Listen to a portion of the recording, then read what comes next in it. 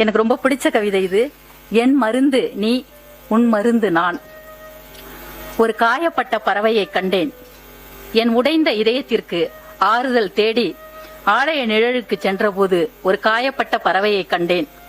வழியில் துடிக்கும் அதன் ரெக்கைக்கு ஒத்தடம் தந்தேன் என் வழி மறந்து. என்னை அறியாமல் சிந்திய ஒரு துளி கண்ணீர் மருந்தானது அதற்கு. வலி நீங்கியதும் பாடத் தொடங்கியது பறவை.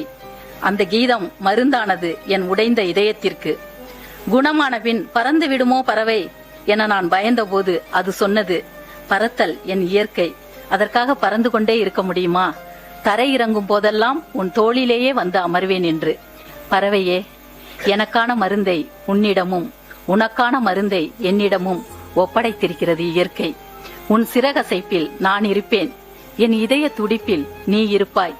என் மருந்து நீ, உன் மருந்து நான். இப்படி முடிகிறது இந்த கவிதை.